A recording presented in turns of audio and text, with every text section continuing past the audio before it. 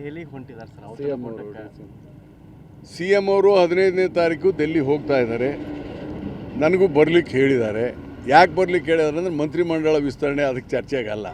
16ನೇ ತಾರೀಕು ಕಪಿಲ್ ಸಿಬಾಲ್ ವಕೀಲರು ಒಂದು ಪುಸ್ತಕ ಬಿಡುಗಡೆ ಮಾಡ್ತಾ ಇದ್ದಾರೆ. ಆ ಪುಸ್ತಕ ಬಿಡುಗಡೆ ಸಮಾರಂಭದಲ್ಲಿ ನನ್ನನ್ನು ಆಹ್ವಾನ ಮಾಡಿದ್ದಾರೆ. ಆಹ್ವಾನ ಅಂದರೆ ಅತಿಥಿ ಅಂತಲ್ಲ, ಆ್ಯಸ್ ಎ ಸ್ಪೆಕ್ಟೇಟರ್ ಅದಕ್ಕೆ ಆಹ್ವಾನ ಮಾಡಿದ್ದಾರೆ. ಅದಕ್ಕೆ ಮುಖ್ಯಮಂತ್ರಿಗಳ ಜೊತೆ 15ಕ್ಕೆ ಹೋಗ್ತೇನೆ. ಮಂತ್ರಿಗಳನ್ನು ಯಾರು ಮಾಡಬೇಕು ಯಾರು ತೆಗಿಬೇಕು ಅನ್ನೋದು ಮುಖ್ಯಮಂತ್ರಿಗಳ ಪರಮಾಧಿಕಾರ, ಪಕ್ಷದ ವರಿಷ್ಠರ ಅಧಿಕಾರ. ಹೀಗಾಗಿ ನಾನೇನು ಹೊಸಬನಲ್ಲ. ಈಗ ನಾನು MLA ಆಗಿ 40 ವರ್ಷ ಆಯ್ತು. ಈಗ 40 ಇಯರ್ಸ್ 40 ವರ್ಷ ಆಯ್ತು ನಾನೀಗ MLA ಆಗಿ. ಹೀಗಾಗಿ ಇದು ನಾನೇನು ಕೇಳಬೇಕಾಗಿಲ್ಲ.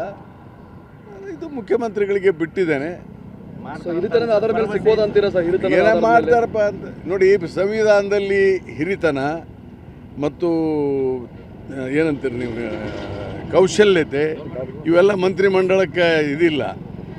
25 ವರ್ಷ ಆಗಿದ್ದರೆ ಸಾಕು, ಪ್ರಧಾನಮಂತ್ರಿ ಆಗ್ಬೋದು, ಮುಖ್ಯಮಂತ್ರಿ ಆಗ್ಬೋದು, ಮಂತ್ರಿ ಆಗ್ಬೋದು.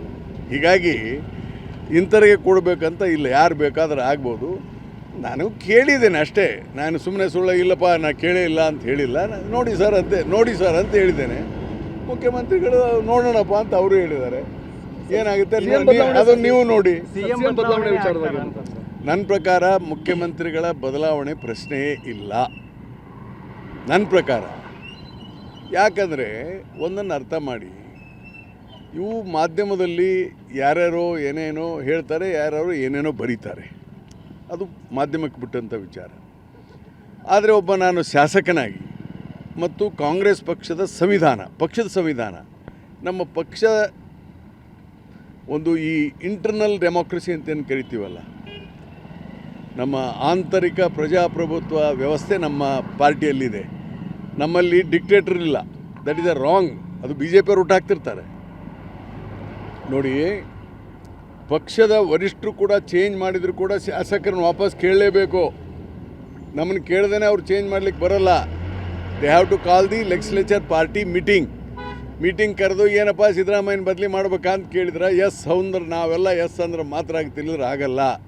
ಅಲ್ಲಿ ವರಿಷ್ಠ ಮಂಡಳಿ ಅವ್ರು ಯಾಕೆ ಮಾಡ್ತಾರೆ?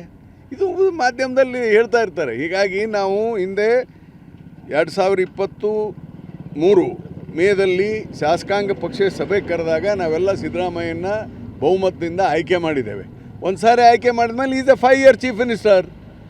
ಆಮೇಲೆ ಹೈಕಮಾಂಡ್ ನಮಗೆ ನಾವು ಚೇಂಜ್ ಮಾಡ್ತೀವಿ ಅಂತ ಏನು ಅವರು ಹೇಳಿ ಏನು ಮೀಟಿಂಗ್ ಕರೆದಿಲ್ಲ. ಹೀಗಾಗಿ ಈ ಪ್ರಶ್ನೆ ಉದ್ಭವಿಸೋದಿಲ್ಲ. ಸರ್, ಈಗ DK ಶಿವಕುಮಾರ್